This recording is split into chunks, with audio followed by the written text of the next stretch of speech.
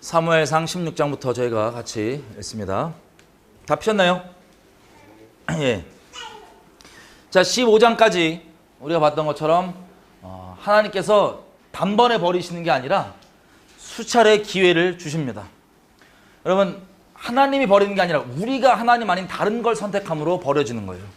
하나님께서 수차례 사울에게도 기회를 줬지만 사울은 그 원인까지도 분명하게 다른 사람에게 성령적으로 설명까지 할 수 있어요. 자기가 어떤 상태이고 하나님 아닌 무엇을 마음가운데 붙잡고 있는지. 하지만 거기서 그친다면 제일 비참한 사람이 된다는 것을 우리가 보았습니다. 자, 이런 식으로 하나님이 우리를 버리시는 게 아니라 우리가 하나님을 버리는 겁니다. 자, 이거를 뭐라고 표현할 수 있죠? 우리가 요즘 슬프지만 많이 보고 있는 배교, 배도 마찬가지입니다. 하나님이 우리를 버리시는 게 아니라 우리가 하나님이 아닌 다른 것들을 하나님 자리에 두고 하나님께서 제발 돌아오라고 책망해주고 얘기를 해줘도 스스로 귀를 막고 버려버리는 것. 이게 안타깝게도 하나님께서 처음 택하시고 직접 기름 부으시고 그리고 하나님께서 택하시고 언약 맺으신 나라의 왕으로 삼았던 사울이 겪은 일이었습니다. 자, 그래서 하나님께서 사울을 버리시고 다윗을 택하시는 이 장면들이 어떻게 진행되는지를 이제 16장부터 저희가 계속 보게 됩니다. 16장 1절 여호와께서 사무엘에게 이르시되 내가 이미 사울을 버려 이스라엘 왕이 되지 못하게 하였거늘 네가 그를 위하여 언제까지 슬퍼하겠느냐. 너는 기름을 뿔에 채워가지고 가라. 내가 너를 베들레헴 사람 이새에게로 보내리니 이는 내가 그 아들 중에서 한 왕을 미리 선택하였기 때문이니라 라고 하십니다. 자, 이게 이 15장 이후에 얼마나 지나선지는 우리가 정확히 몰라요. 우리가 좀 이따 보겠지만 이 성경을 우리가 볼 때 바로 다음 장이 있다고 무조건 바로 다음 날 혹은 뭐 바로 가까운 시일 내에 벌어졌다고 오해할 수 있는데 꼭 그렇지 않을 수 있습니다. 예를 들면 사울 왕이요 40세 때 왕이 됩니다. 사도행전 13장 21절을 가면 굳이 피지 않으셔도 돼요. 바울이 얘기할 때 뭐라고 얘기하냐면 사울이 40년간 왕 자리에 있었다고 얘기를 합니다. 사울이. 그러면 왕으로 세워지고 40년 동안 통치했는데 그때 동안 하나님께서 버리신다고 얘기하신 게 단번에 벌어졌어요? 아니면 기회를 그래도 계속 줬어요? 왕으로서는 다윗을 택했지만 하나님께서 기회를 주셨다고 저희 믿습니다. 자비로. 자, 여러 가지 그런 증거들이 나오는데 여러분 사울을 보면서 우리가 캐치되는 것들이 많이 있습니다. 자, 이렇게 40년 동안 이 일이 계속 순차적으로 가게 된 이유는 사울을 보면서 우리도 이런 일을 겪지 않도록 우리에게 스스로 거울이 되도록 이스라엘뿐만 아니라 사울도 마찬가지인 겁니다. 우리에게 말세를 사는 우리에게 거울이 되어서 하나님을 잘 따를 수 있도록 우리 가운데 슬프지만 이 영혼이 우리에게 샘플이 되준 겁니다. 이렇게 하면 안 된다고 하는 샘플. 자, 그런데 우리가 사무엘하 가보면은 다윗이 헤브론에서 왕으로 기름 부음 받을 때가 30세입니다. 다윗이 왕으로 기름 부음 받을 때. 그러면 바로 16장이 다윗을 사무엘이 기름 부음 받고 사울이 죽은 다음에 다윗이 왕이 되는 거잖아요. 그러면 40년 동안 왕자리에 있었기 때문에 이미 이때가 상당수 시간이 지났을 때라고 봐도 되는 겁니다. 이해가 되시죠? 자, 마치 어떤 거랑 똑같냐면 창세기 잠깐 가볼게요. 여기 껴놓고 창세기 4장에 보면 당장 4장에 기록이 있다고 해서 우리는 심플하게 그냥 아벨과 가인이 아담이 유일하게 낳은 첫째들이라고 오해를 합니다. 우리 인간적인 틀과 우리 인간적인 생각에. 근데 뭐라고 돼 있냐면 이렇게 돼 있어요. 4장 3절 보면 창세기 세월이 지난 후에 얼마 지난 후에요? 몰라요. 얼마 지난 후에인지. 그래서 우리 인간적인 틀대로 받아들이는 사람들은 뭐라고 얘기하냐? 가인이 아벨을 죽인 후에 다른 사람들이 자기를 죽일까봐 두려워서 하나님께 이제 긍휼을 구했더니 하나님께 표를 쳐주잖아요, 그죠? 그때 이렇게 얘기합니다. 인본적으로 생각한 사람들은 그때 다른 사람이 이미 있었냐? 그러면 성경이 잘못된 거다. 아니에요. 창세기 5장 보면 아담이 살면서 아들, 딸들을 많이 낳았다고 되어 있습니다. 창세기 5장 3절 5절에 보면 3절 4절에 보면 5장 아담이 130세에 자기 모양 곧 자기 형상과 같은 아들을 낳아 이름을 셋이라 하였고 아담이 셋을 낳은 후 800년을 지내며 자녀를 낳았으며. 여기 보면은 셋을 낳은 후가 아니고 셋을 낳으면 한 연돈 얘기하지만 그 인생 동안에 아들, 딸들을 많이 낳았다는 겁니다. 그러니까 족보에서 우리에게 필요한 것만 기록하고 있는 것이 성경이 우리에게 주시는 기록 내용입니다. 그리고 나중에 진리가 무엇인지를 얘기할 때 자세히 한번 들여다볼 거예요. 왜냐하면 성경은 백과사전처럼 지식 전달하는 내용이 아니고 진리를 우리에게 전달하는 건데 진리는 팩트랑 좀 다릅니다. 팩트 전달이 진리가 아니고 그 팩트에서 전하고 싶은 아버지의 살아있는 음성, 하나님의 말씀이 곧 영적 메시지가 진리입니다. 어쨌든 이런 식으로 세월이 한마디로 가인과 아벨이 바로 다음 애들이고 태어나자마자 그 일이 벌어진 게 아니라 세월이 많이 흐른 후에 언제 이미 아담과 하와가 다른 기록 족보에 이름 안 올라 있는 많은 애들을 낳은 후에 벌어진 일인 거예요. 이해가 되세요? 무슨 뜻인지? 자, 이런 식으로 성경에서 말하는 시간대는 우리가 그게 기록 자체가 있지 않은 이상은 모릅니다. 그런데 여기 사무엘상 16장 제가 이 얘기를 왜 쓸데없이 하냐면 저도 지금 쓸데없이 하는 걸 깨달았는데 자유주의 신학자들은 이 이유 때문에 사무엘상 16장 11장을 밖에서 껴왔다고 짜집겠다고 헛소리를 내요. 미쳐가지고. 인본적인 틀로 생각하니까. 왜냐하면 당장 16장에 다윗이 기름 부음 받는데 나중에 기록에 보면 30세 때 왕이 되잖아요. 다윗이. 근데 사울은 40세 때 죽는다고 돼 있으니까 이거는 기록이 잘못됐다고 그러는데 그런 게 아니에요. 그냥 바로 15장 이어서 벌어졌다기보단 좀 있다가 벌어진 일일 겁니다. 혹은 15장 자체가 14장 가보면 끝에 이렇게 돼 있어요. 13장, 14장이 얘기하는 그 꿀 찍어 먹는 사건 기억나시죠? 그 아들, 요나단이 꿀 찍어 먹는 사건. 그 사건 이후에 14장 47절부터 52절까지 쭉 간략적인 기록을 하고 15장에 나오는데 15장이 14장 바로 이어서가 아니라 수년이 지난 후에 있었던 일일 수도 있고 그건 우리가 모르는 겁니다. 하지만 한 가지 확실한 건 뭐예요? 하나님의 말씀은 무조건 옳습니다. 우리 인본적 기준으로 깎거나 뭐라 할 수가 없는 겁니다. 아멘이죠? 자, 그래서 사무엘상 16장에 이렇게 미리 예서놨다고 해서 사무엘에게 가라고 합니다.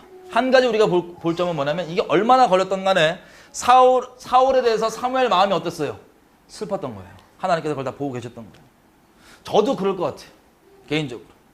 사실은 요즘에 개인적 기도 제목이기도 한데 혹시 여러분들에게 적용되면은 같이 기도해 주세요. 어떤 거냐면 처음 예수님을 믿었을 때 한 15년 전쯤에 믿었을 때 한 영혼이 하나님을 대놓고 떠나는 걸 보면요. 너무 슬펐어요.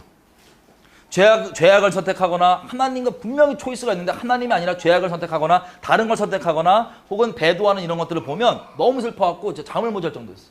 그냥 기도하고 애통하고 붙잡고 어떻게든 멱살 잡고 계속 얘기하고 밤새도록 얘기하고 뭐하든. 그런데 점점 시간이 지나고 제가 15년밖에 안 됐잖아요. 예수 믿은 지. 점점 시간이 지날수록 너무 많아지는 거예요. 이 숫자가. 그리고 우리가 계시록 봤던 것처럼 알고 보니까 어떤 소수의 사람들이 나가 떨어지는 게 아니고 대부분 다가 하나님을 떠난다고 돼 있어요. 말씀. 그러니까 그것들이 처음엔 너무 슬프고 애통했는데 한 번 이게 익숙해지고 많아지다 보니까 지금은 솔직히 말씀드리면 사랑이 너무 식었어요. 이게 제가 하나님께 구해야 될 첫사랑입니다. 이게 배다고 떨어져 나가는 걸 보면 슬프고 가슴 아프고 애통한 건 사실인데 예전처럼 나오는 그 마음이 없더라고요. 어쨌든 얼마나 걸렸는지 모르겠지만 우리가 사무엘이 분명히 하나님께서 세우시고 하나님께서 기름 부은 사람임에도 불구하고 하나님 아닌 다른 걸 떠나고 하나님이 직접 버렸다는 음성을 들은 거예요. 여러분 이런 음성 들었다고 생각해 보십시오. 여러분이 직접 그 사람 전도하고 기도해 줬다고 쳐봐요. 그 사람이 예수 믿게 됐는데 하나님이 몇 번 여러분을 통해서 기회를 수차례 줬는데 대놓고 그렇게 하나님을 남한테는 티 안 내고 나 솔직히 사람 무서워서 사람 때문에 이러는 거라고. 그냥 내 얼굴 좀 챙겨달라고 이러면서 대놓고 자기 알면서도 하나님을 버리는 걸 확인했을 때 그 충격. 얼마나 갔을지 모르겠지만 사무엘이 오랫동안 마음에 두고 하나님 앞에 슬퍼했던 것 같아요. 사울을 두고. 자, 그래서 하나님이 말하시는 건 뭐냐면 이겁니다. 이제 다른 왕을 내가 준비한 애가 있으니까 걔한테 가서 기름을 부어라 라고 얘기를 합니다. 자, 2절에 뭐라고 얘기하냐면 사무엘이 가로되 내가 어떻게 갈 수 있습니까? 사울이 들으면 나를 죽일 겁니다. 그러니까 여러분 이게 잘 들으셔야 돼요. 불순종하겠다는 게 아니에요. 이 시대에서 항상 우리가 얘기하지만 지혜라는 핑계로 하나님의 불순종을 합리화하는 벼락맞을 짓을 아무렇지도 않게 하고 그것을 옳게 여깁니다. 여러분, 하나님을 경외하는 게 지혜예요. 하나님을 경외하는 건 다시 얘기하면 하나님의 말씀을 두렵고 떨림으로 받고 순종하는 겁니다. 하지만 정직하게 하나님 앞에 사무엘이 얘기하는 것처럼 저렇게 왕자리에 미쳐있는 인간이다. 하나님을 버릴 정도로 왕자리를 지금 붙잡고 있는 인간인데 내가 다른 사람 왕으로 기름 부었다 그러면 제가 나 죽일 거라고 솔직히 하나님께 얘기를 합니다. 여러분, 하나님께 이렇게 사무엘이 얘기하는 거는 불순종하고 싶어서 얘기하는 거예요? 아니면 순종하고 싶어서 얘기하는 거예요? 순종하고 싶어서 하나님께 지혜를 구하는 것은 나쁜 것이 아니에요. 하지만 불순종의 지혜라는 핑계를 갖다 붙이면 그거는 사악한 악독한 짓입니다. 자, 그래서 저렇게 죽을 건데 어떻게 하면 좋겠습니까? 지혜를 물어요. 하나님께서 우리가 하나님께 지혜를 물으면요, 꾸짖지 아니하시고 우리에게 후해 주십니다. 그래서 하나님께서 지혜를 주세요. 어떻게 주시냐? 이렇게 해서 이렇게 해라. 여호와께서 가라사대 너는 암송아지를 끌고 가서 말하기를 내가 여호와께 제사 드리러 왔다라고 하고 그 베들레헴의 이새라고 하는 사람에게 같이 제사를 드리려고 청해라. 그때 내가 너의 행할 일을 가르치리니 내가 너에게 알게 하는 자에게 나를 위하여 기름을 부을지니라. 그러면 우리가 그때도 봤지만 요즘 시대예요. 저기 어디 운전해서 나아가실 때 아 내가 길 잃어버릴 것 같아 라고 이렇게 두려워하시는 분 있어요? 거의 없습니다. 뭐가 있기 때문에? 내비게이션. 몰라도 담대하게 달려가요. 그냥 내비게이션 있으니까. 근데 이런 분들이 잘 들으셔야 돼요. 내비게이션을 그 정도로 신뢰하시는데 이렇게 뭐 순종하고 뭐 하라는데 내가 그렇게 했다가 그 다음에 어떻게 해요? 그 다음에 어떻게 해야 돼요? 내비게이션만큼도 하나님을 신뢰 안 하시는 분들이 많아요. 내비게이션보다 하나님께서 훨씬 선하십니다. 내비게이션 혹시 길을 잘못 들을까 봐 두려워하시는 분 있어요? 내비게이션 갖고 가시는 분들 중에? 잘못 들어도 걱정 없습니다. 왜? 잘못 든 데부터 다시 잡아줘. 내비게이션보다 누가 더 선하시다고요? 하나님께서 선하시다고. 뭐가 중요하냐? 우리 중심만 주님께 있습니다. 우리가 정말 정직하게 주님께만 마음 드리면 주님께서 언제 어디서든 우리가 넘어진 그곳에서 주님 나 정말 잘못했습니다. 이제라도 주님께 진정 돌아가기 원합니다라고 중심만 진심으로 주님께 드린 다음에 주님께서 우리 붙잡아 주시고 자비로우셔서 옳은 길로 인도해 주십니다. 아멘이죠? 그리고 나아갈 때 그때부터 어떻게 안 그러실 거죠? 내비게이션만큼도 신뢰 못하는 거 보면 제가 막 화가 나갖고 운전하시는 분들 뜨끔뜨끔. 자, 주님이 훨씬 선하시고 훨씬 더 정확하십니다. 여러분 기름 부은 걸 보면은 사울 때도 그랬어요. 사무엘에게 뭐라고 했냐면 내일 이맘때쯤에 걔가 온다. 그 누군지 어떻게 알아? 근데 사울을 만났더니 얘가 걔다. 그러면 이렇게 해서 인도하심을 계속 차근차근 받는 거예요. 하나님과의 관계는 우리는 항상 바라는 게 뭐냐면 인생의 모든 자세한 그림을 다 한꺼번에 그려서 주길 원해. 하나님이 나한테. 근데 그렇게 되면 그렇게 살아갈 수 있는 분 있으세요? 없습니다. 그때 하나님께서 우리에게 말씀하시는 바를 계속 듣고 따라가는 게 바로 하나님과 살아있는 관계에서 동행의 여정인 겁니다. 주님께서 그 마음을 나누시기 원하시고 그렇게 함께 동행하시기 원하세요. 순간순간. 만약에 한번 그림 어디를 가야지 목적지를 쫙 자세한 지도를 우리가 그대로 줬으면 우리가 주님 안 찾아요. 그 다음부터. 그 목적지 가는 것 자체가 우리에게 목적지가 뭡니까? 하나님을 목숨 다해 사랑하는 거예요. 하나님을 경외하는 거예요. 하나님을 그 어떠한 것보다 사랑하는 게 우리의 목적지인데 그 목적지 자체로 가는 길이 주님과 동행이에요. 다른 목적지 없으니까 난 앞으로 뭐 해야 돼요? 궁금해하지 마세요. 그냥 주님께서 알려주신 데까지 순간순간 따라가시면 됩니다. 그 동행을 즐기십시오. 우리의 영생입니다. 자, 그래서 또 이 사무엘이 갈 때 만약에 이새까지 불렀는데 내비게이션을 신뢰하는 만큼의 믿음도 없으면 또 계속 안 가고 물어볼 거예요. 우리처럼. 뭐라냐면 그럼 누군지 어떻게 알아요 제가. 계속 따지고. 근데 가서 그때 말해준다고 얘기하죠. 4절 사무엘이 여호와의 말씀대로 행하여 베들레헴의 이름에 도시의 장로들이 떨며 그를 영접하여 가로되 평강을 위하여 오시나이까. 여러분 우리의 중심이 항상 티나는 게 있어요. 제가 누구를 이렇게 만나면 가끔씩 저를 잘 모르는 분들 그냥 멀리서 영상으로 제 설교를 좀 보시는 분들을 이렇게 만났어요. 그러면 이분들은 자기 생각에 막 자기가 만든 저의 이미지가 있어요. 동굴에 짱 박혀서 밥도 안 먹고 한 80일 동안 맨날 금식하고 뭐 이런 느낌. 그리고 제가 예전에 어떤 상황에 있어서 이제 간증을 한 적이 있습니다. 어떤 간증이냐면 전도할 때 하나님께서 어떻게 일하셨는지 그냥 가갖고 그 사람에 대해서 알게 해주시고 있는 그대로 얘기했더니 막 뒤집어졌다 이런 예언적인 일이 있었던 일들을 나눈 적이 있어요. 그랬더니 그 얘기를 그때 들은 사람들 그리고 건너 들은 사람들은 나를 만나면 눈을 못 마주쳐요. 나중에 왜 그런가 물어봤더니 자기 속을 다 꿰뚫어 볼 것 같대. 제가 꿰뚫어 볼 수 있을까요 없을까요? 없죠. 내가 무슨 하나님이요?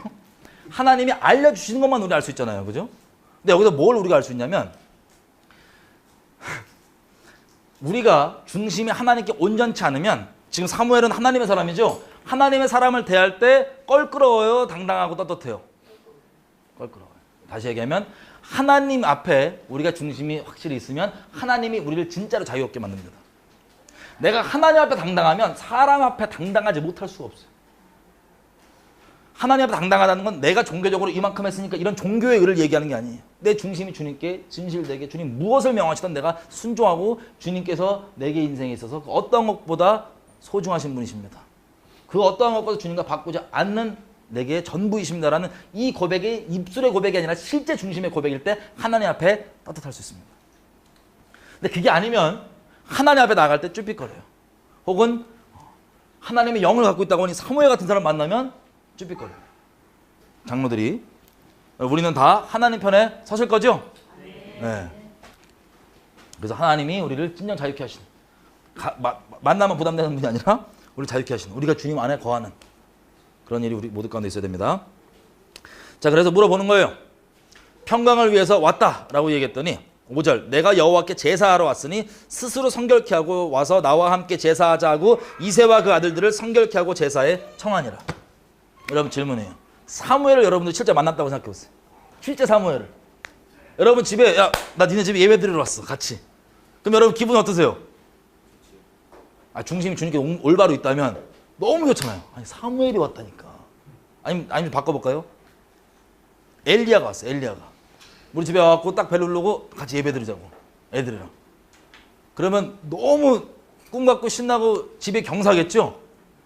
물론 막 부담스러우신 분들은 막 문 안 열고 그러시는 분 있을 수 있지만 성경에 뭐라고 돼 있냐면 의인을 의인으로 영접하면 그만큼 의인의 상이 있고 선지자를 선지자로 영접하면 그만큼 상이 있다고 하는 것처럼 자, 이 사람을 하나님께서 나에게 이 사람이 어떠함과 상관없이 이 사람을 통해 나에게 놀라운 일을 행하실 수 있다고 믿고 그 믿음으로 나아가면 하나님께서 반드시 역사합니까 안 합니까?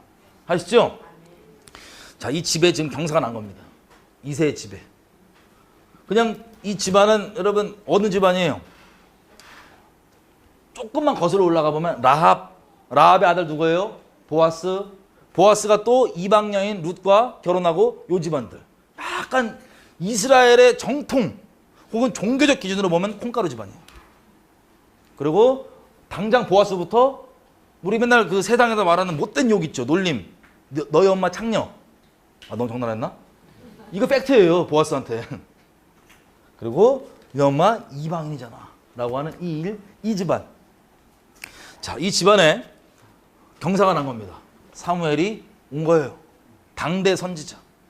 가서 딱 지목해서 니네 집에서 예배를 드리겠다. 집에 경사인데 문제가 있어. 집에 경사인데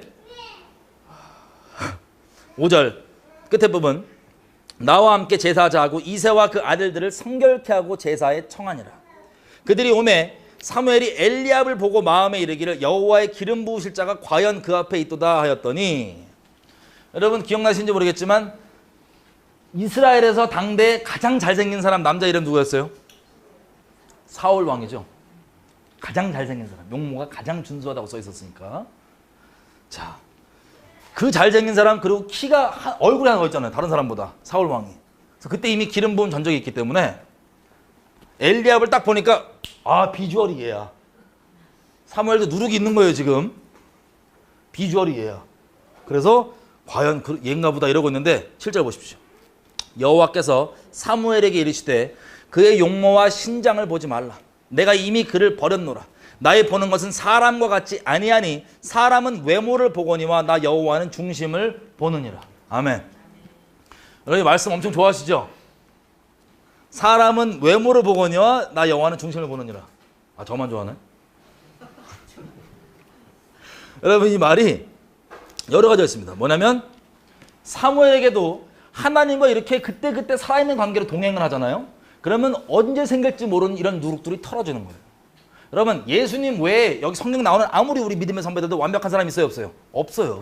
이들이 믿음으로 행하고 믿음으로 순종하는 것들을 우리가 본받고 배우는 거지, 우리가 모든 것들을 있는 그대로 본받아야 될 건 예수님밖에 없습니다. 여기에 죄, 연약함 다 있는데 사무엘 형님도 마찬가지예요.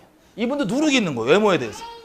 이미 한번 경험상 제일 잘생긴 애를 기름 부어서 왕이 되는 거니까, 왕이 한번 돼봤으니까 이번에도 잘생기고 그럴 거라고 기본 깔고 있는 게 있는 겁니다. 하나님과 동행하면서 그게 깨져요.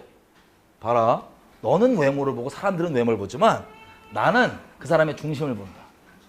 자, 이거를 외모가 약간 세상 기준에서 약간 좀 이렇게 평균 미치신 분들은 엄청 좋아하는 말씀이에요. 저 엄청 좋아해요, 이 말씀. 제가 그렇다는 건 아니고. 자, 왜 그러냐면 이 말씀이 사실은 엄청 하나님께 중심이 없으면 무서운 말씀이에요. 남에게는 교회에서 우리끼리 막 교제하고 그럴 때, 야, 외모 판단하지 마. 사람 하나님 중심 보셔. 이러고 넘어가는데, 내가 다른 사람에게 면피하기 위해서 이 말씀을 주로 사용해 먹는 걸 제가 많이 봤거든요.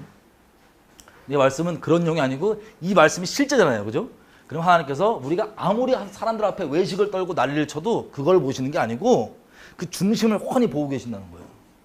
그래서 우리가 아까 장로들 빗들어서 얘기한 것처럼 중심이 주님께 있으면 괜찮고, 아니면 하나님은 우리에게 벌림이 되고 두려우신 분이 될 겁니다. 자, 중심을 보시니까 저거 서기관과 바리새인처럼 겉보다 중심을 하실 거죠? 예. 이게 제일 중요한 겁니다. 자, 8절. 이새가 아비나답을 부릅니다. 또 다른 아들을. 그랬더니 앞을 딱 지나가니까 사무엘이 얘도 여호와께 택하지 않았다. 그 다음에 또 삼마를 지나가게 합니다. 삼마 이름이에요. 샴마. 여호께서 여기 계시다. 또 이게 지나가는데 사무엘이 얘도 여호와께서 택하시지 않았다. 그리고 이새가 아들 7으로 다 사무엘 앞을 지나가게 합니다. 그랬더니 전부 다 말하는 게 여호와께서 이들 택하지 않으셨다는 거예요. 여러분, 믿음으로 사무엘도 분명히 잘 보세요. 우리가 혹시 예언 은사나 이런 것들이 공동체 내에서 발동이 되면 이게 안 좋게 흘러가는 가장 큰 이유 중에 한 가지가 뭐냐? 여러분들, 사무엘이에요. 분명히 어디까지 정확히 들었냐면 가서 이세 아들들 중에 한 명을 기름 붓는다까지 딱 정확히 들었어요. 근데 갔는데 7명 다 지나갔는데, 아들들 다 지나갔는데 아무도 아니라 그래. 그럼 우리가 당황해서 우리가 그 예언을 스스로 성취하고 하겠다고, 혹은 거짓 선지자 취급받을까 봐, 우리가 사무엘 같은 상황이면 한 명 중에 때려 맞추는 거야. 여러분, 이런 것 때문에 다백살 나는 거야. 예언이건 뭐건 하나님께 음성 들은 것도 그냥 들어서 얘기하고 아니면 아닌 거야. 기다리면 돼. 감사하게 사무엘은 그게 다 하나님과의 동행 가운데 정리가 돼 있던 거예요. 분명히 말씀하셨는데 당대 선지자 사무엘이 갑자기 이 분위기면 이세 집안에서 이세와 이세 아들들 7이 선지자 맞냐고, 이렇게 눈 딱 이상하게 뜨면 약간 쪽팔려 이럴 수 있을 거 아니에요. 그런 걸 아예 신경 안 쓰는 거예요. 하나님만 보는 거예요. 이게 중요한 겁니다. 자, 우리가 사무엘 생각하면, 성경에 나오는 수많은 사람들 생각하면 우리 생각처럼 무조건 오류 없고 이렇게 생각하면 아니에요. 우리랑 성경, 엘리야도 똑같다니까. 엘리야도 용기를 내십시오. 믿음이 중요합니다. 주님 사랑하는 게 중요합니다. 어쨌든 여기서 그렇게 어거지로 사람에게 보이기 위해서가 아니고 하나님 말씀 주신 대로 잘못 들으면 잘못 들은 거니까 딱 붙잡고, 이게 다냐 물어봐요. 그랬더니 오히려 믿음으로 그렇겠죠. 너 숨긴 애 있지 않냐? 숨긴 자식. 자, 그래서 물어봤더니 뭐라고 얘기하냐면 11절. 이새가 가로되 아직 말째가 남았는데 그가 양을 지키나이다. 사무엘이 이새에게 이르되 보내어 그를 데려오라. 그가 여기 오기까지는 우리가 식사 자리에 앉지 않겠노라. 이거 신령하게 화답을 하는 애들이. 그래서 데리고 오라고 하는데 그러면 이게 누구예요 지금? 다윗입니다. 다윗이 그 집안에 큰 경사가 났는데 자랑하고 싶은 아들이에요? 숨기고 싶은 아들이에요? 숨기고 싶은 아들이에요. 아니, 없는 놈 취급하는 아들이에요. 막내인데. 여러분, 12절 보면 이렇게 됐어요. 이에 보내어 그를 데려오매 그의 빛이 붉고 눈이 빼어나고 얼굴이 아름답더라. 다행히 비주얼이 괜찮았습니다. 얼굴이 아름다워요. 여호와께서 가라사대 얘가 개니까 일어나 기름을 부어라. 그렇게 해서 기름을 취해가지고 다윗의 기름을 붓고 13절 그날 이후로 다윗이 여호와의 성령에 크게 감동되니라. 아멘. 자, 이렇게 두 번째 왕이 기름 부어진 겁니다. 근데 우리가 몇 가지만 가보면요. 시편 27편 10절 잠깐 가볼게요. 다 피셨나요? 다윗이 지금 쓴 시편이에요. 우리가 잘 아는 4절에 보면 내가 여호와께 청하였던 한 가지 일 곧 그것을 구하리니 곧 나로 내 생전에 여호와의 집에 거하며 여호와의 아름다움을 앙망하며 그 성전에서 사모하게 하실 것이라. 우리가 잘 아는 그 one thing 있죠. one thing I desire. 그 시편입니다. 여기 10절에 보면 뭐라고 되어 있냐면 이렇게 되어 있어요. 내 부모는 나를 버렸으나 여호와는 나를 영접하시리이다. 이거 지금 누가 하는 말이에요? 다윗이 뭐라 그래요? 자기 부모가 자기를 어떻게 했대요? 자기 부모가 버린 자식. 다윗입니다. 다윗. 그리고 자 시편 51편 5절 가볼게요. 다윗의 지금 출생의 비밀이 나옵니다. 지금 시편 51편 5절. 밧세바를 범죄한 다음에 다윗이 이제 말하는 내용이에요. 51편에 보면 5절 이렇게 되어 있어요. 내가 죄악 중에 출생하였으며 나의 어머니가 죄 중에 나를 잉태하였나이다. 다윗이 자기가 이 범죄한 다음에 고백하는 게 통렬한 이 회개문서 안에 눈물로 마음을 쏟으며 고백하는 게 뭐냐면 나를 불쌍히 여겨달라고. 내 죄가 항상 내 앞에 있었는데 나는 나의 어머니 때부터 내가 잉태될 때부터 죄악 가운데 잉태되었다. 여러분 이스라엘에서 죄악 가운데 잉태되려면 어떻게 된 거죠? 여쭤볼게요. 정상적인 결혼 안에서 잉태되면 죄예요 아니에요? 아니죠. 그러면 어머니가 죄악 중에 잉태였다는 얘기는 무슨 뜻이에요? 역대상 2장 17절 가볼게요. 역대상 2장 17절 2장 15절부터 보면 다윗을 이렇게 얘기합니다. 역대상 2장 15절. 여러분 나중에 다시 말씀드릴게요. 여기에서는 다윗이 8째 아들로 나오지 않고 7째 아들로 나옵니다. 뭐 너무 지금 신경 쓰지 마세요. 나중에 우리가 성경이 진리인 것과 팩트가 아닌 것에 대해서 차이점을 말씀드릴 때 나중에 정리되니까 걱정하지 마세요. 성경에 보면 숫자를 잠깐 헷갈리는 분들도 있습니다. 가끔씩. 진리가 아니라는 게 아니에요. 여기는 7절입니다. 그 원인을 성령께서 안 열어주셔서 우리가 모르는 걸 수도 있고 혹은 사도행전에 보면은 막 설교 내용 기록이 있는데 설교자가 숫자 약간 깜빡한 거야. 사도행전은. 그렇다고 성경에 오류가 있다. 아니에요. 성경은 하나님의 말씀이고 완전합니다. 자, 어쨌든 여기 보면 16절 이렇게 되어 있어요. 저희의 자매는 수루야와 아비가일이라. 누구의 자매래요? 수루야와 아비가일이? 16절 보면 누구 자매래요? 수루야와 아비가일인데 수루야의 아들들은 아비새와 요압과 아사엘 삼형제요. 아비가일은 아마사를 낳았으니 아바사의 아비는 이스마엘 사람 예델이었더라. 이렇게 되어 있습니다. 자, 분명히 여기 보면은 수루야와 아비가일이 다윗들의 남매라고 나옵니다. 다윗의 남매. 다윗 집안의 아들들의 남매. 자, 또 사무엘 하 17장 가볼게요. 17장 25절. 압살롬이 아마사로 요압을 대신하여 군장을 삼으니라. 아마사는 이스라엘 사람 이드라라 하는 자의 아들이라. 이드라가 나하스의 딸 아비갈과 동침하여 저를 낳았으며 아비갈은 요압의 어미 스루야의 동생이었더라. 자, 분명히 아까 우리 역사상에 보니까는 아비갈과 스루야가 누구의 형제라고 되어 있어요? 다윗 아들들의 자매라고 되어 있는데 아빠 이름이 지금 뭐예요? 다윗의 아빠 이름 뭐예요? 다윗의 아빠 이름 이새. 근데 요 아비갈과 스루야의 아빠 이름은 뭐예요? 나하스입니다. 나하스. 아빠 이름 다르죠? 그래서 어떤 분들은 설마 이 집안이 콩가루 집안이었겠냐? 그냥 이세의 다른 이름이 나하스였겠지라고 우리 인간적 기준으로 넘어가는데 다윗이 스스로 뭐라고 고백합니까? 자기는 죄악 중에 잉태가 되었다는 거예요. 다윗이 왕자를 세웠을 때도 신형 그 2세 실제 아들들과 친하기보단 누구들이 중진으로 고용됩니까? 이 아들들. 요압과 자기의 어머니 쪽 애들.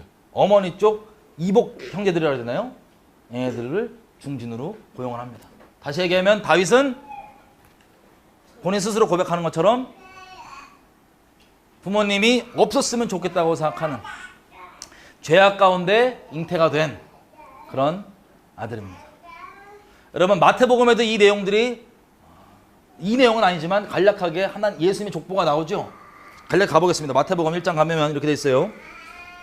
3절 유다는 다말에게서 베레스와 세라를 낳고 다말이 누군지 기억나시죠? 창세기에 자기 시아버지 유다를 속여서 씨를 받은 다말. 그리고 5절 보면 살몬은 라합에게서 그 가나안 땅의 그 여리고의 라합입니다. 장녀 라합. 라합에게서 보아스를 낳고 보아스는 룻에게서 오벳을 낳고 오벳은 이새를 낳고 이새는 다윗 왕을 낳으니라. 그리고 6절 끝에 다윗은 우리아의 아내에게서 솔로몬을 낳고 이 족보를 있는 그대로 다 적나라하게 싣고 있습니다. 여러분 혹시 여러분들 중에 여러분들의 집안이 온전치 못하고 세상 기준으로 좀 뭐 흠이 있고 뭐 혹은 여러분의 부모님이 세상 기준에 봤을 때 당당하거나 당당하게 보이기보다는 약간 부끄럽고 수치스러웠던 분들 있다면 괜찮아요. 괜찮아요. 우리 다윗의 집안에 나왔던 수많은 우리 분들 그리고 예수님도 마찬가지입니다. 그 혈통 자체가 우리를 정해주는 게 아니라 내가 지금 예수님 안에 있냐 없냐가 내 정체성을 얘기해 줍니다. 우리 아까 찬양했죠? 나의 어떠함, 나의 혈통, 세상적으로 내가 뭘 갖고 있냐, 무슨 학교 나왔냐, 어떤 상태냐, 어떻게 생겨먹었냐가 아니고 예수님이 나의 의로움이시고요. 예수님이 나의 생명의 값어치고요. 예수님이 나의 거룩함입니다. 내 종교적 의가 아니고 예수님이 나의 거룩함이시고 예수님이 나의 전부이십니다. 그래서 예수님만 자랑할 수밖에 없는 거예요. 여러분 너무 소외감 느끼고 나는 왜 그럴까 그런 거 이제 귀신이 주는 장난에 털어버리세요. 저 여러분들은 하나님 겁니다. 다윗도 마찬가지예요. 다윗이 이런 출신에 나온 다윗인데 밧세바를 범한 다음에 그 마음이 있었나 봐요. 통렬히 회개하면서 나오는 그 고백들 너무 슬픈데 어쨌든 그 경사라고 할 수 있는 사무엘이 집에 왔는데 없는 자식 취급하는 죄악 중에 잉태된 다윗. 이게 우리가 그렇게 닮고 싶어하고 하나님께서도 내 마음에 합한 자였다고 하는 그 다윗입니다. 저는 다른 세상적인 외부적인 것들 말고 이 마음을 다윗처럼 하나님께 합한 자가 되고 싶습니다. 하나님께서 기뻐하시는 그 마음 따라서 그 시대 하나님의 뜻을 알아서 그 시대 하나님의 뜻을 행하는 자. 사도행전 13장에 보면 다윗을 보고 뭐라고 얘기하냐면 다윗은 하나님의 마음에 합한데 그 시대, 그 제너레이션, 그 세대에 하나님께서 이루고자 하시는 그 뜻을 알아서 행했다고 되어 있어요. 하나님의 마음을 알고 행하는 자. 하나님의 마음을 시원케 하는 자. 다윗. 그러니까 다른 거 신경 쓰지 말고 우리가 주님 안에 있나 없는지만 신경 쓰시면 돼요. 어쨌든 이렇게 다윗이 세상에서는 그리고 친부모조차도 거의 없는 자식하고 거절감 받을 정도였지만 어릴 적부터 여호와께 영접을 받았습니다. 나중에도 다윗이 고백하지만 다윗이 뭐 했냐면 왜 부모는 나를 버렸어도 여호와는 날 영접했다고 얘기했냐면 보니까 거의 다윗이 이렇게 고백하죠. 양치는 그 환경이 절대 애들이 칠 수 있는 환경이 아니에요. 어떤 환경이냐? 곰 튀어나오고 늑대 나오는데 뭘 바랬냐? 죽기를 바랬을 거예요. 부모가. 우리가 추정해 볼 수 있는 건. 아니 여러분 자식이 있는데 어린 놈인데 양치를 보내는 그곳에 곰 튀어나오고 늑대 튀어나오면 보낼 거야 안 보낼 거예요? 안 보낼 거 아니에요. 이세는 계속 보낸 거예요. 좀 잔인하게 얘기하면 죽길 바랬던 것 같아요. 보니까 수치스러운 놈이니까. 제가 잊고 싶은 과거. 자, 그 다윗이 어릴 적부터 다 느꼈어요 안 느꼈어요? 아니 맨날 얘기하잖아요. 멍멍이도 사람이 싫어하면 그거 다 느끼고 막 그러는데 다윗이 자기 친부모조차도 자기를 그렇게 대하는 걸 알고 뭐만 마음을 둘 수밖에 없었냐면 어릴 적부터 그 위협 가운데 여호와를 찬송했던 거예요. 하나님을 의지했던 거예요. 나중에 골리앗 잡을 때도 고백하죠. 곰이 오고 늑대가 오면 어린 마음에 무서울까요 안 무서울까요? 얼마나 무섭겠어요. 어린 마음에. 근데 자기가 의지할 거 누구예요? 부모는 불러도 안 와요. 부모는 나쁘게 얘기하면 자기 죽기를 기대했을 수도 있다니까요. 누구만 부르냐면 여호와만. 그 양치면서 양떼이신 이스라엘을 돌보는 그 아버지의 마음 나누고, 아버지의 마음 어릴 적부터 알고, 그 하나님을 찬양하면서 그 양들, 사실 그 양이에요. 죽으면 끝이, 자기 목숨도 안 소중할 거 아니에요. 하지만 어릴 적부터 하나님과 마음을 나누고 있던 이 다윗 가운데 그 양은 자기가 자기 목숨 돌아보지 않고 가서 지키고 맞서야 됐던 그런 양이었던 겁니다. 다윗은 이렇게 부모는 버렸지만 여호와께서는 자기를 영접해 주셔서 어릴 적부터 하나님만 의지할 수 있었던 거예요. 여러분 주변에 여러분 남편, 여러분의 아내, 혹은 여러분의 부모, 여러분의 친구가 여러분 마음 헤아려주지 않는다고 너무 우울해하지 마세요. 하나님께서 다 아십니다.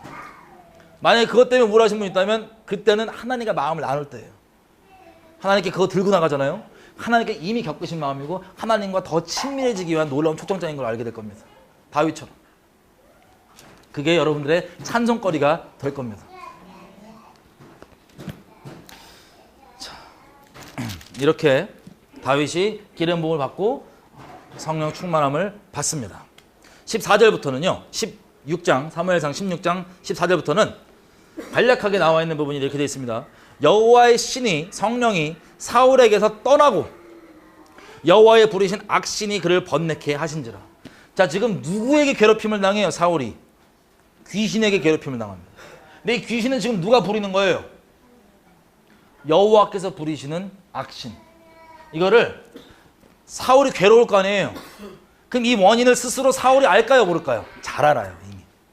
이미 사무엘에게 한번 설명했던 것처럼 그 원인을 잘 알아요. 그럼 그제라도 좀 돌이키지. 그제라도. 슬프게도 15절 보면 사울의 신하들이 얘기까지 해줘요. 뭐라고 얘기하냐? 친절하게 보소서 하나님이 부리시는 악신이 왕을 괴롭게 합니다 라고까지 얘기해주면 자타가 인정하고 지금 하나님께로부터 징벌로 지금 아는 거잖아요. 이걸 돌이키는 게 아니라 하나님께 돌이키는 회개로 해결하는 게 아니라 다른 해결책을 제시합니다. 슬프게도. 이게 지금 우리 가운데 꽉 차 있어요. 절대 이게 영혼을 살리지 않아요. 당장 트러블은 없고 괜찮을 것 같지만 이 신하들이 주는 솔루션이 뭔지 아세요? 아주 얄팍한 간지럽힘이에요. 인본적. 어떻게 하냐? 이거 하프 잘 튀기는 놈을 하면 될 것 같고 이거 튀기면 괜찮을 거다. 언제? 그거 들을 때.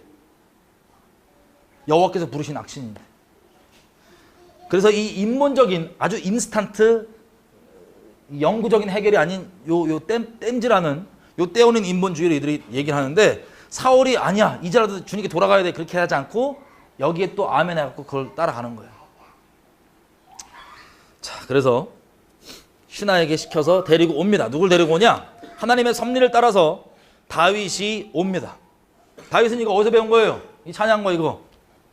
하나님 모든 부모가 버렸다고 생각하고 세상으로는 다윗을 아무도 안 거들떠봤을 거예요. 동네에서조차도. 내놓은 자식. 여러분 옛날 시대에 여러분 동네에서 막 사생활 이런 애들 있었어요?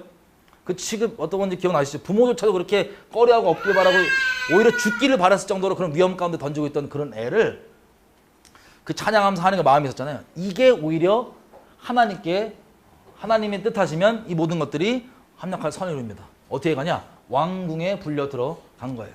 물론 여기 궁이라고 할 것도 없지만 이때는 어쨌든 왕 앞에 불려간 거예요.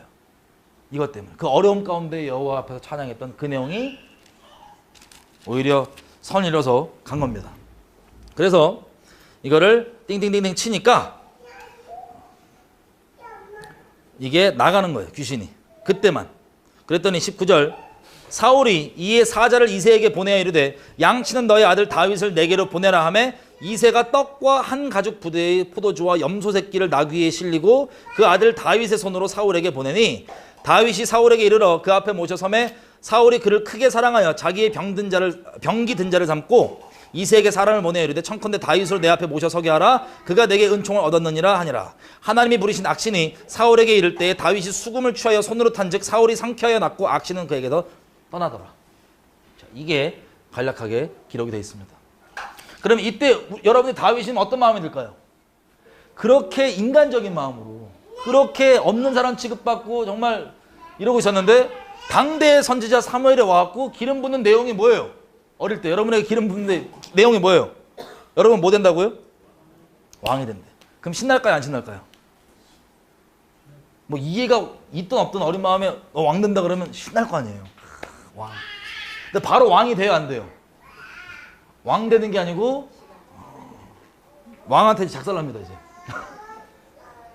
근데 마음에 어떤 마음이 있었냐면 이 기름을 받고 이게 언젠가 이루어질 거라고 생각하고 있을 거 아니에요. 그러면 왕궁으로 내가 들어갔네. 그러면 그때부터 다윗이 뭘 하냐면 하나님과 함께 하시고 지혜도 있지만 다윗의 인간적인 힘을 빼는 작업이 동시에 들어갑니다. 하나님께서. 자기 힘으로 왕의 마음을 사고 자기 힘으로 사위 시켜준다고 사위도 하고 내 힘으로 저 벌레사 사람들 요거 표피 빼갖고 인간적으로 하는 모든 것들을 하나님께 털어버리시고 나중에 뺑뺑이 돌리시긴 하시지만 다윗 마음에는 이제 시작되는구나. 왕으로 되는 게 이런 마음이 들었을까요? 안 들었을까요? 들었을 겁니다. 여러분 하나님께서 우리 부르심을 주셨으면 하나님께서 친히 이뤄주십니다. 아멘이죠? 우리는 그때 그날 순간순간 주님만 사랑하면 돼. 주님께만 순종하면 돼. 한 걸음 한 걸음. 필요한 거 가르치시고 입히시고 다 하십니다. 우리가 하나님께 순종하기보단 내가 인간적으로 계획돼서 인간적으로 뭐 하려고 그러면 오히려 하나님을 따를 수 있을까요? 없을까요? 다윗처럼 이렇게 왕궁에 됐다가 주님이 도저히 안 되겠다 싶어 하고 뺑뺑 돌리시는 거야. 어쨌든 17장은 우리가 잘 아는 다윗과 골리앗장입니다. 여기에서 이 골리앗이 사이즈가요 한 2.95m 됩니다. 그러니까 3m 정도 돼요. 3m 정도. 3m 정도 거인에다가 나중에 사무엘 하에 기록되어 있지만 이 골리앗 집안이 이 거인 집안이에요. 손가락 6개짜리들 뭐 별의별 다 있는데 하여튼 얘도 거인이죠. 얘가 나왔는데 5절에 보면 17장 5절에 보면 입은 갑옷의 무게가 5,000세겔 한 60kg 가까이 돼요. 57.1kg 한 60kg 60kg를 이고 전투에 나가면 나 몇 걸음도 못 걸어가죠 저는. 그리고 7절 창날은 6.8kg 창날만 엄청 무겁고 큰 이거를 들고 나와갖고 이놈이 별의별 욕을 다 하면서 40일 동안 아침 저녁으로 나와가지고 이스라엘 사람들을 도발합니다. 뭐라고 얘기하면 나는 블레셋 사람인데 8절 너희는 사울의 신하가 아니냐 그러면서 온갖 욕을 막 하면서 조롱을 하는 거예요. 그 조롱과 욕은 상상에 맡길게요. 어차피 죽여버릴 거라고 생각했으면 아니면 한국 영화 중에 여러분 혹시 황산벌 옛날 영화 보신 적 있으세요? 보지 마세요 굳이. 거기 보면 서로 전투할 때 이거 쌍욕을 막 서로 시전합니다. 그거보다 더 심할까요 덜할까요? 심했으면 심했지 덜하지 않을 거예요. 온갖 저주를 40일 동안 나와서 계속 그러니까 나와서 한번 붙자 이거야.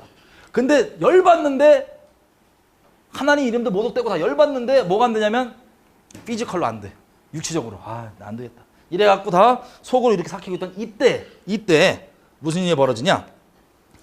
자 11절 이렇게 돼 있어요. 사울과 온 이스라엘이 블레셋 사람의 이 말을 듣고 놀라 크게 두려워하더라. 엄청 쫄아있던 때입니다. 근데 12절 다윗은 에브라 사람 이세라는 자의 아들인데 이세의 사울 당시 사람 중에 나이 많아 늙은이로서 8아들이 있는 중 위에 3명 아들은 전쟁에 지금 나가 있고 다윗은 나이가 전쟁도 못 나갈 정도의 어린 나이에요. 분명히 이게 보시면 15절 다윗은 사울에게로 왕래하며 베들레헴에서 아비 양을 칠 때에 그 블레셋 사람이 40일을 조속으로 나와서 몸을 나타내었더라. 자 이런 부분 때문에 아까 얘기했던 자유신학자들이 16장 17장이 이거 껴왔다고 얘기하는 거예요. 왜냐하면 분명히 16장 끝에 부분에 보면 다윗을 데리고 와서 병기된 자로 삼았고 그리고 이새한테 뭐라고 얘기하냐면 아들 우리 나한테 맡겨라까지 얘기하잖아요. 자 근데 무섭게도 이 헷가닥 하시는 분들 있죠. 이 특징이 뭔지 아세요? 이 귀신 들리는 게 특징일 거예요. 대부분. 왜 그러냐? 사울이 정신이 오락가락합니다. 제가 말씀드렸던 것처럼. 뭐라고 하냐면 자기 옆에 지금 상주는 안 하고 다윗이 왔다 갔다 하는 중이었어. 그리고 솔직히 이해가 되는 건 뭐냐면 인간적으로 우리가 누구를 몸종 중에 하나를 쓰는데 얘네 아버지한테 편지 보내갖고 얘 그냥 내가 쓰겠다 그래 그러놓고는 그 이름을 다 기억하는 사람은 물론 있지만 기억 못할 수도 있어요 없어요? 못할 수도 있죠. 골리앗과 싸움에서 이긴 다음에 사울이 물어봅니다. 얘 누구 아들이냐고. 그거 보고 야 이거 봐라 기록이 지금 안 맞지 않냐. 아니야 그건 우리 생각 기록이고 내가 왕이어도 밑에 사람들 많으면 걔 아빠 누군지 모를 수 있어요 없어요? 모를 수 있어요. 근데 문제는 사울은 정신이 왔다 갔다 해요. 어느 정도 왔다 갔다 하냐. 죽여버리려고 몇 번 시도하잖아요. 다윗을 창도 던지고 뭐하고 막 그러다가 아들 요나단이 왜 그러시냐고. 다윗이 우리를 위해서 아버지를 위해서 이스라엘을 위해서 얼마나 잘하는 게 맞냐고. 왜 그러시냐고. 그랬더니 네 말이 맞다야. 내가 여호와의 살아계심으로 맹세하는데 내가 다윗 다윗 안 죽일 거라고 얘기해놓고 다음날 또 눈 돌아가요. 죽여야 된다고. 그러니까 이렇게 왔다 갔다 하고 이 개역 한글은 뭐라고 표현되냐면 야료라고 해요. 야료. 사울이 야료하니라. 여호와께서 부르신 악신이 임함에 사울이 야료하니라. 여러분 야료가 뭔지 아시는 분? 야료가 이게 야료가 아니고 야료가 뭐냐면 영어로는 예언하다로 돼 있어요. prophesying. 야료는 귀신 들린 사람들이 혼자 헛소리하는 거 뭔지 알아요? 귀신 들린 사람이 혼잣말 계속 하잖아요. 길에서가 뭐고 막 그걸 야료라 그래요. 야료. 사울 상태가 그 지경이었어요. 신하들도 다 알고 집안 사람도 다 알아. 근데 이거를 회개시키는 게 아니라 빨리 검고 타라 이렇게 온 거야. 안타깝게. 어쨌든 이 정도로 사울 정신 상태가 왔다 갔다 했던 것뿐이지 기록이 다른 데서 기록을 붙인 게 아니에요. 말씀은 무조건 진리입니다. 아멘. 자, 어쨌든 이런 상황에서 다윗이 왔다 갔다 할 때 형이 내놓은 자식이니까 형들이 중요한 거야. 이세는. 그래서 뭐냐면 야, 너 가서 이거 치즈랑 이 떡덩이랑 버터랑 이런 거 들고 형들한테 가갖고 형들 살아있는지 그거 증거 하나씩 갖고 오라고. 이거 전달해주고. 도시락 빼들어 간 거예요. 다윗이. 양치다가. 쭉 갔는데 마침 20절 이렇게 되세요. 진영에 이른 즉 마침. 여러분 다윗이 잠깐 갔다가 그냥 돌아올 때 하필 골리앗이 아침 저녁으로 한 번씩 나와서 도발하는데 그때였던 거야. 딱 도발. 그러면 이게 마침인데 이게 세상에 우연이 있어요 없어요? 하나님이 다 주관하십니다. 너무 타이밍도 걱정 안 하셔도 돼요. 주님이 갖고 타이밍 완전 하세요. 마침 이렇게 도착을 딱 했는데 이 3m 이 자식이 와갖고 욕을 이거 황산벌 같은 쌍욕을 막 시전을 하니까 다른 사람들은 열받아도 무서워 이러는데 이 꼬마 다윗이 열받은 거예요. 소년 다윗이. 저 할례도 안 바른 자식 저거 뭐냐고. 죽여버린다고 저거. 현대어로 제가 바꾸면 막 난리가 난 거예요. 혼자. 그랬더니 소문을 들어보니까 뭐냐면은 야 쟤랑 싸워서 이기면 왕이 사위 삼아준대요. 다윗이 또 뭐라고? 다시 말해보라고. 뭐라고? 이러고 있을 때 형이 딱 등장합니다. 그래갖고는 다윗은 엄청 뭐라 그래. 너 임마 교만해갖고 네가 와갖고 임마 조그만 놈이 전쟁을 알긴 뭘 한다고 지금 네가 싸운다고 난리쳐. 이 교만한 놈아. 다윗이 내가 뭐 잘못했냐고. 우리 보통 싸우듯이 형제들끼리. 그리고 이제 그 얘기를 듣고 내가 죽이겠다. 왕한테 얘기하라고. 그렇게 된 거예요. 그래서 17장 31절 혹이 다윗의 한 말을 듣고 그것을 사울에게 고하였으므로 사울이 다윗을 부른지라. 자, 사울과 다윗은 통성명 안 해요. 이미 아는 사이예요. 여기 보면 야 네가 어떻게든 안 된다고. 쟤는 어릴 때부터 싸우는 용사고 넌 안 된다고 걱정해 주는 거예요. 사울 인간적으로. 그랬더니 다윗이 간증합니다. 그러면 간증은 요한계시록 19장 10절 뭐라고 됐어요? 예수의 증거는 곧 대언형이다. 간증은 있는 그대로 얘기하면 듣는 사람에게 그게 살아있는 하나님의 음성 역할을 해요. 이걸 딱 듣고 맛이 간 사울도 되겠다 싶은 거야. 그래서 무슨 간증이었냐면 사자, 곰, 내 양 잡으러 가면 내가 때리고 여호와께서 함께 하셔갖고 저것들을 죽이고 이빨 벌려갖고 양들 건져냈다고 하는 이 내용들을 얘기를 해요. 자, 그랬는데 36절 주의 종이 사자와 곰도 죽였는데 그 어린애가 그렇게 죽이는 게 사실 쉽지 않을 거 아니에요. 그죠? 사자랑 곰도 죽였는데 이 하나님의 군대를 모욕한 이 할례 없는 저놈도 짐승처럼 똑같이 될 거라고. 이렇게 딱 얘기하니까 그리고 여호와께서 나를 사자와 여기서 건졌으니까 쟤 죽는다고 나한테. 그랬더니 바로 얘기하면 37절에 사울이 가라. 여호와께서 너와 함께 하시기를 원하노라. 그 사울이 우리 잘 아는 대로 군복 입히는데 군복 안 맞았고 몇 걸음 걷다가 에이 안 한다고 가는 거예요. 여러분 이것도 우리 인간적으로 싸우러 나간다 해서 내가 또 인간적으로 준비하고 그게 아니에요. 그냥 하나님 마음 그대로 그냥 따라가는 거예요. 제가 가끔씩 하나님께 영감 받아서 그림 그린다고 하는 분들이 있는데 그런 분들 있으면 꼭 부탁하고 싶은 게 뭐냐면 다윗이 이 골리앗을 돌로 치러 나갈 때 그 표정을 성령께 한번 여쭤봐갖고 그 받은 영감대로 그려갖고 우리 집 대문에 딱 걸어줬으면 좋겠어요. 그럼 귀신 들린 사람 오다가 그거 보고 귀신 나갈 것 같아요. 생각해보세요.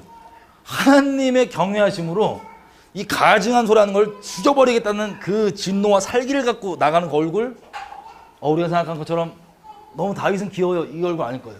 죽여버린다고 하는 요걸로 이렇게 인간적이지 않고 아주 거룩한 요거 요거 딱 눈 마주치면 바로 집에 들어다 귀신 나갈 것 같아요. 그림 그리시면 있으면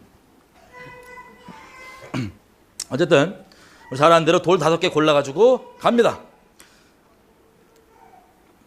42절 그 블레셋 사람이 둘러보다가 다윗을 보고 업신여기니 이는 그가 젊고 붉고 용모가 아름다움이라. 골리앗은 자기 방패 들고 따라다니는 애가 아예 따로 있었어요. 근데 그것도 상관없습니다. 2명이고 1명이고 상관없어요. 그냥 돌 5개 들고 가서 43절 골리앗이 막 저주를 합니다. 신들의 이름으로. 그리고 널 죽이겠다 그랬더니 45절 블레셋 사람에게 다윗이 말합니다. 너는 칼과 창과 단창으로 내게 오지만 나는 만군의 여호와의 이름 네가 곧 모욕하는 이스라엘 군대의 하나님의 이름으로 너에게 가노라. 47절 내가 널 죽여서 이스라엘의 하나님이 계신 줄을 온 땅에 알게 하겠고. 47절 또 여호와의 구원하심이 칼과 창에 있지 아니함을 이 무리로 알게 하리라. 전쟁은 여호와께 속한 것인즉 그가 너희를 우리 손에 붙이시리라. 그리고 달려갑니다. 그래서 돌 들고 이마에 딱 던지니까 이게 빡 박혀갖고 쓰러져요. 자, 쓰러져서 50절 다윗이 이와 같이 물매와 돌로 블레셋 사람을 이기고 그를 쳐 죽였지만 자기 손에는 칼이 있다 없다? 얼마나 무시할 수 있겠어요. 무기도 없이 돌멩이 들고 나온 거예요. 여기는 중무장 막 아까 무기 말씀드렸죠. 중무장하고 방패 드는 애 따로 있는데도 가서 돌 던지니까 그냥 죽고 자기 칼도 아니야. 그냥 블레셋 사람 골리앗이 들고 있던 그 칼 들고 골리앗 머리를 썰어버립니다. 표현이 적나라하지만 그 표현이 맞아요. 이게 살포시 자른다고 할 수 없고 썰어요 이걸. 뭘 썰어갖고 누구 칼로 골리앗의 칼로. 여러분 영적 전쟁이건 실제 전쟁이건 간에 누구의 무기가 뛰어나고 누가 육체적으로 뛰어나 여기에 신경 쓰지 마세요. 숫자가 많이 모였냐 안 모였냐 지금 한국에다 그것 때문에 미쳐있는데 그게 중요한 게 아니라 진짜 우리가 맨날 입술로 고백하는 것처럼 여호와께 속해 있냐 아니냐가 중요한 거예요. 여호와께. 애 한 명 나머지 다 그래도 애 한 명 똑바로 있었어도 주님께서 이렇게 이기게 할 수 있는데 너무 슬퍼요. 그리고 무기가 많냐 적냐도 필요 없어요. 걔가 갖고 있는 무기가 걔를 죽이는 꼴이 된다니까. 하나님께서 모든 걸 주관하시기 때문에.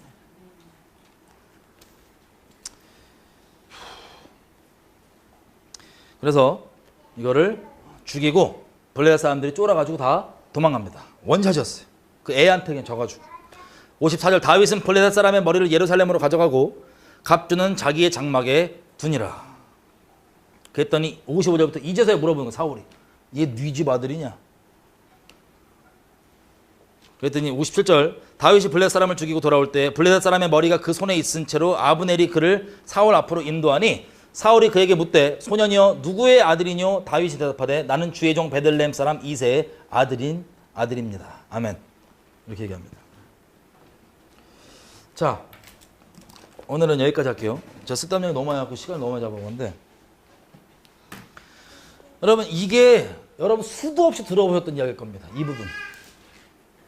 누구한테 물어보면 다 얘기해요. 전쟁은 여호와께 속해 있다고. 여러분 이게 단순히 이제 입술의 고백으로만 있고 실제 여러분의 중심의 믿음으로 있지 않으면 이게 확실하게 드러나는 시대에 우리는 살고 있습니다. 우리 모든 여지껏 살면서 했던 믿음의 고백들 있죠. 하나님께서 이 믿음의 고백들을 실제로 만들어 주셔야 돼요. 믿음의 이빨린 고백으로 있다고 되는 게 아니라 이게 실제가 되지 않으면 여러분 주님 오실 때가 가깝다면 이런 치열한 영적 전쟁들이 지금 이 골리앗이 와서 난리치는 것보다 더 심하면 심했지 덜할까요? 덜하진 않을 거예요.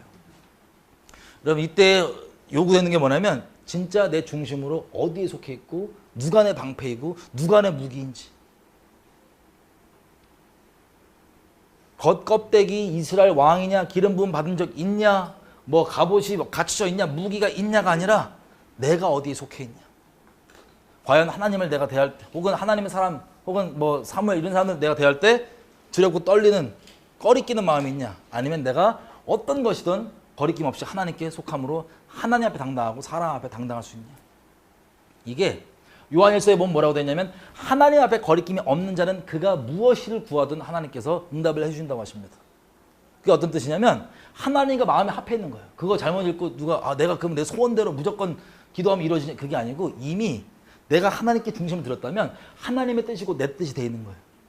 내가 구하는 것은 진짜 말 그대로 주기도문 그 형식으로 말고 아버지의 뜻을 내가 구하는 간구가 나오는 거예요. 인생 가운데. 그게 내 기도가 되는 거예요. 그렇기 때문에 하나님 뜻이기 때문에 다 이루어지는 그 인생.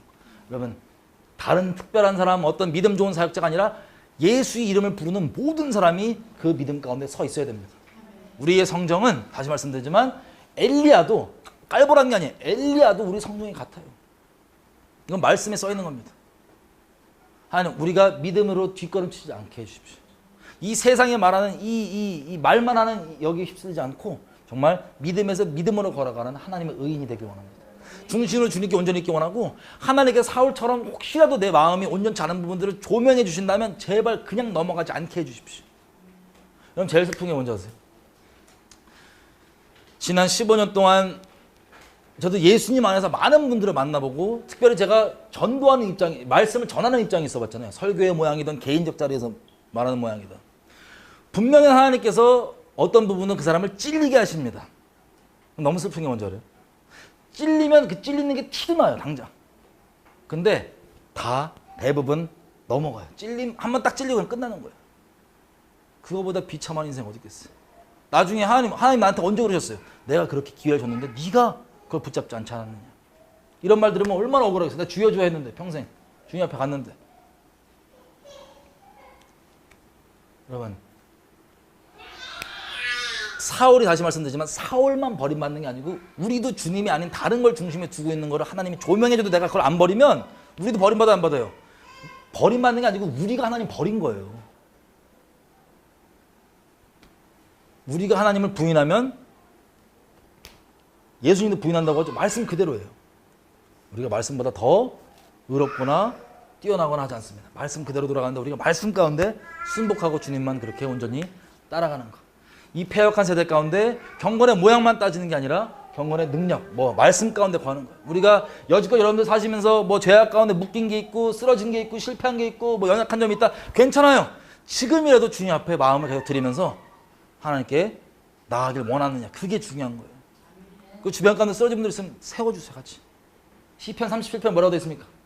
저가 엎드려져도 쓰러져도 완전히 쓰러지지 아니하면 여호와께서 저를 붙잡고 있기 때문에. 그 말씀들로 우리가 서로 격려하면서 계속 누구도 믿음의 뒷걸음질 빠지지 않고 계속 전진해 나갈 수 있도록 뒤로 물러나 침륜에 빠질 자가 아니라 믿음에서 믿음으로 끝까지 경주를 이겨나가는 자가 될 수 있도록 그렇게 갔으면 좋겠어요. 아주 기도 좀 할게요. 오늘 성령께 조명해 주신 것대로 하나님 내가 그 여지껏 머리로 알고 있고 입으로 고백해왔던 그 수많은 내용들 그 진리들이 이제는 실제가 되는 그 일이 될 수 있게 도와주십시오. 아버지 그게 이제는 우리에게 테스트가 되고 공력이 시험이 오면 그리스도 위에 그 진리 위에 그 터잡지 않고 있던 모래 위에 서놨던 것들은 다 사라지고 없어질 겁니다. 오직 진리 위에 내가 예수님이 이렇게 얘기하셨죠. 산상수훈 때 이 내 말을 듣고 행하는 자는 마치 든든한 반석 위에 집을 세운 것 같다고. 이건 공력이 불어오고 테스트가 와도 이 반석이 흔들려요 안 흔들려요? 이게 테스트가 되는 시대에 우리가 온 겁니다. 그래서 우리 평생의 인생 가운데 이 고백들 차근차근 하나하나 우리가 연약함조차 다 하나님께 고백하며 나아가오니 여지껏 내가 오기 전까지 어떤 죄악 가운데 어떤 하나님 기뻐하지 않는 것 가운데 있었지라도 이제는 끊고 주님께 나아가겠습니다. 내 마음을 붙잡아 주시고 평생 가운데 주님으로만 설명되는 주의 증인으로 살 수 있도록 붙들어 주십시오. 같이 하나님 은혜를 구하면서 같이 기도하시겠습니다.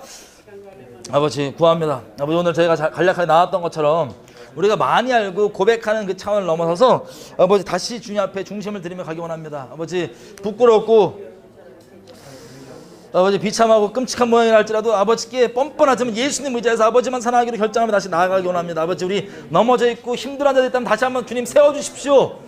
믿음에서 믿음으로 전진할 수 있게 도와주십시오. 다른 걸로 안 됩니다. 아버지 어설픈 인본주의와 인본적 사랑으로 그 사람이 설 수 있는 것이 아니라 오직 진리 가운데만 설 수 있음을 고백합니다. 아버지 우리가 진리의 사랑과 진리의 터잡은 자로 설 수 있도록 우리를 더더욱 먼저 주님 앞에 견고하게 설 수 있게 도와주시고 뒤로 물러나지 않게 도와주십시오. 아버지 주님께서 말씀하신 것처럼 이 말세에 주님께서 다시 오실 때 세상에 대해 믿음을 볼 수 있겠느냐 하셨는데 하나님 믿음으로 붙잡아 주시길 부탁드립니다. 믿음으로 붙잡아 주시길 부탁드립니다. 다른 것과 아무것도 비교하지 않냐고 오직 말씀 위에만 터잡고 나가게 원하오니 주님 우리 불쌍히 여겨주셔서 붙들어 주십시오. 우리 고백들 이제 실제가 될 수 있게 아버지 허락하여 주십시오.